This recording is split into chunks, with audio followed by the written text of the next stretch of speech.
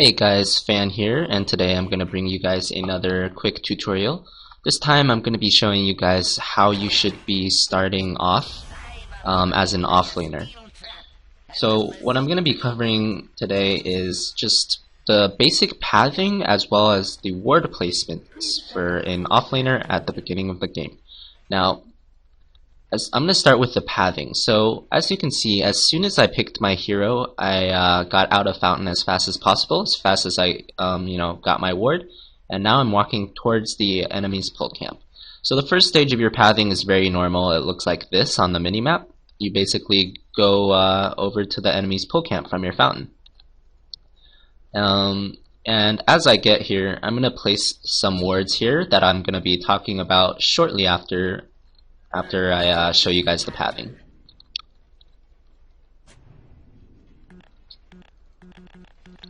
Oops. That one's a little harder to place. Okay, so after you place your ward that hopefully blocks the pull camp, you're going to go ahead and make your way over to the rune here. And you're going to wait until it spawns. And after that, you're going to go back. So your full pathing is going to, okay, I did not spawn, look like this on the minimap. First stage, you make your way to the pull camp. The second stage, you make your way to the rune. And the third stage, after you check the rune, you go ahead and loop back this way, the secret shop way, and meet your creeps. So the great thing about this is that this path allows you to not only get your pull block ward down, it also allows you to check top rune, and it allows you to block the creeps. So those are three very important objectives as far as offlaning is concerned, and they're actually things that will make your life dramatically easier. The pull camp block is of absolute importance. It lets you outlevel the opposing carry and support, and it really gives a lot of pressure off your lane. It stops them from freezing experience infinitely. And checking the rune's always good, so you don't get like ganked by an invis or hasted support or something stupid like that. And of course, blocking creeps is also very important, because the closer you can get it to your tower, the better off you're gonna be and the more experience you can safely take. Okay, so that was the pathing. I'm just gonna draw it one last time here, and it's very basic, but most offlaners I see don't do this. So first, you go to the pull camp, second to the rune, and third, you loop back this way and meet your creeps here and block from there. Okay, so now I'm going to talk a little bit about the ward placements here. You see I have 2 observers and 2 sentries, but for all intents and purposes, these are all observer ward placements, so just treat them all as observer wards. So the first 2 I want to talk about are the observer wards. Now, these 2 both block the pull camp here, and they're both great in that they block the pull camp and give you a lot of vision. This ward is going to give you vision of this ramp, so if mid gets a good top rune and they try and come up this ramp, you're going to be able to see them. Same with roaming supports, you're going to see them if they ever go down this path. Also, you get a wide swath of vision here in the river, so if roaming supports are coming down here, most likely you're going to be able to see them. Keep in mind there's a tiny sliver there though that you can't see. Okay, now for this rune it's very similar. It gives you good vision, but it gives you vision over here where most supports are frequenting. So you're going to be able to see if a support's moving over here, and if a support moves over here into the fog of war here, then you have to play very passively. The third and fourth wards I want to talk about are the sentry wards. These are still observer wards technically, but these are the ward placements you should do if you're, for example, in a high MMR match and you feel like there's a high chance that the enemy supports are going to buy sentries and de-ward you. Now, this one is pretty much stuck in the trees here, and it also blocks the pull camp. Now, this one doesn't give you any vision, but honestly, your main priority as an offlaner should be to block this pull camp, because this will stop you from getting any experience at all if the enemy supports are good enough. So you definitely want to get rid of the pull camp here. and this ward is hidden and it lets you do that, and most likely the enemy support won't be able to deward this unless they're very good at where they're dewarding. The second ward, it's just expired because it's a sentry, but it would be right here where my hero is standing, right along these three paths. And the reason this ward is so good is because, well, first of all, it doesn't block the pull camp, so it's not that great. But say you made it out of the fountain really late or something, or for some reason you don't want to come over here and ward, you think it's too risky, or maybe you think their support's really good and knows all the warding spots here and can deward you no matter which of these wards you place. In that case, then you can just place a ward right here. And what this ward does is it basically keeps you safe. So if the enemy has like a roaming, heavily roaming dual support combo, and you really want to make sure that you're safe, you can just plop a ward down right here.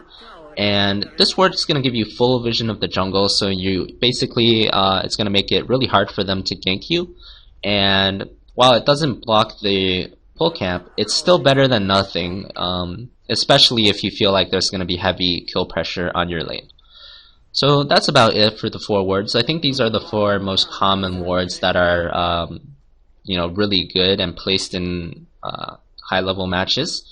I see a lot of people just like kind of stick their ward into the camp, and that's you should never really do that. That's pretty awful. If you just stick your ward somewhere like here, you're only gonna get like a straight line of vision, because the sideways vision is gonna be blocked off by the trees, and that's not what you want.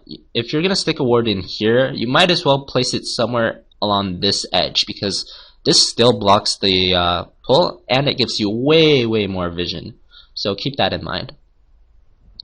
And that's about it for blocking the dire pull camp. I'm going to show you guys the same thing, where to place your wards and how to go about pathing on the radiant pull camp here, and that'll be coming up in just a second.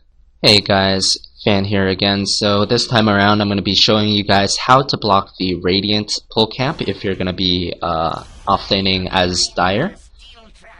And there's a bit more variety, so I'm going to get 6 wards here instead of 4. Now first I want to once again talk about the pathing of the offlaner, and it's very similar. So the first step of your pathing is as such. As you can see on the minimap, you just go from your fountain over to the radiant pull camp, and it's imperative to do this as soon as possible. So as soon as you get your ward from the support, or as soon as you get the ward period, you should walk over to the radiant camp.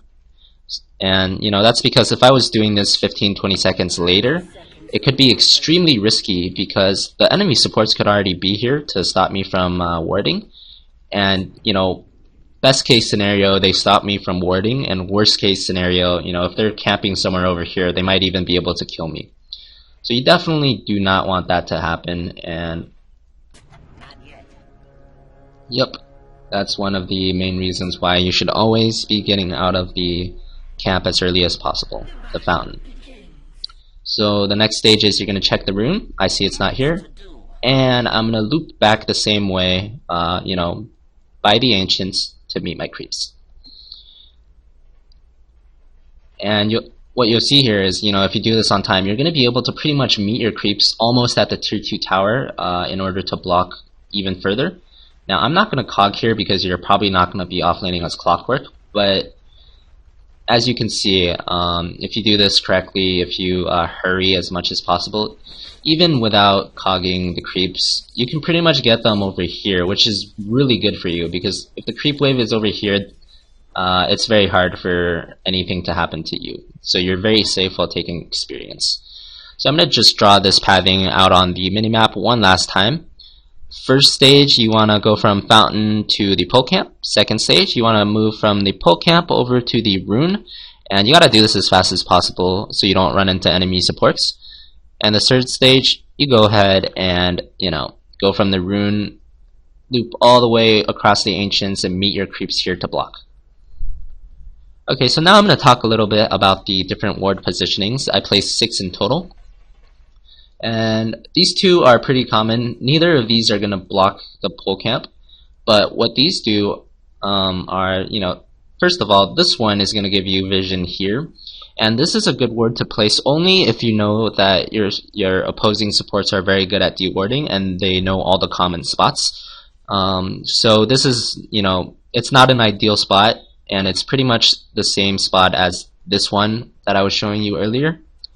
Basically what it does is it provides you safety, so if for some reason you couldn't make it over here on time and you really want some additional safety, you can just place your ward here and you're going to get vision of anyone trying to gank you in the forest. You're going to see their supports if they're just hiding back here. Now the second ward here is very, very common. I think everyone knows about this ward. It gives you vision of the bottom rune, and it also gives you vision from ganks because it gives you like all of this vision as well. Now the reason why you would choose this ward over this ward would only be if you think this ward is getting dewarded, because this ward actually is just straight up better than this one at everything, and that's just because it sees the rune, and that's very valuable. Now moving on to the next ward here, we have another ward here. Now this one actually does block the pole camp, and as I said before, blocking the pole camp is really, really important. So if you can, you always want to be placing one of these three wards, because all three of these wards block the pole camp. This one blocks the pole camp, but this one is very similar to this one that I showed you here, in that it's surrounded by trees and it's very hard to deward. So you should only be doing this one over the other two if, once again, you feel like the enemy team is going to start with sentries, or if you feel like they're good enough that once the camp is blocked, they're just going to instantly buy sentries and try and deward you. So this one's very, very hard to find, and honestly, I don't think anyone outside of pro players would even bother trying to find this. Maybe some supports that are really high MMR could do it, but most of the time this one's awesome. It's not going to get found.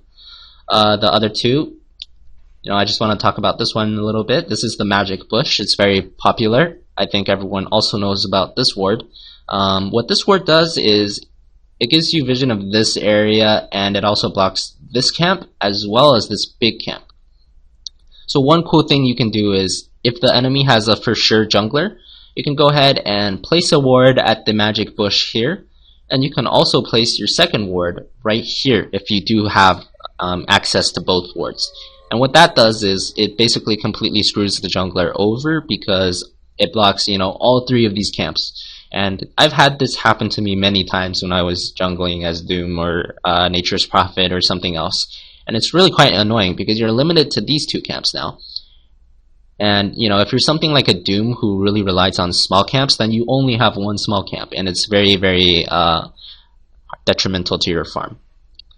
So if you ever see all three of these camps blocked, most likely it's going to be a ward on the magic bush and a ward right here. And in that case, you should try and deward them as fast as possible. You can just stick a sentry ward over here and a sentry ward over here, and you're going to be able to deward both of them very easily. So that one's good, but it's easy to deward. Now the next one I want to talk about is, this one right here. And I think this is the last ward, and this is pretty much the same as the other one I was talking about, which was placed in this, narrow area there. It's pretty much the exact same thing. You can place a ward in this narrow area. It's going to block the pole camp and grant you access to, all of this vision. So you're going to be able to see the supports frequenting around here. You're going to see if a support passes through into the fog of ward here, and it's just a better ward overall than sticking the ward in the camp itself. Because if you stick the ward in the camp itself, you're not going to get vision of anything but like this small area. It's going to be cut off by the trees on the side. So that was pretty much all the wards. I think I covered all of them. So that was 1. Magic bush is 2. Hiding in the trees, number 3. This word is number 4. The rune word here is number 5. And this word is number 6. So I covered all of those words. Those are all pretty common words as far as wording as dire offlane is concerned. And they all have their different uses. Hopefully I explained enough about each of their different uses, but if you have any comments or questions about the wards or anything else, feel free to ask and I'll be happy to answer you. Just leave your question in the comments section below. So that's about it for this video. I just wanted to make a really quick video about the basics of Offlane because this is something that's going to help you so much if you're not doing it already, just the pathing and the warding. And if you're already doing it, that's great for you. I might make some more detailed Offlane guides later on, so look out for those. Thanks for watching, guys. If you like this video, please feel free to subscribe and like the video, and I'll see you guys next time.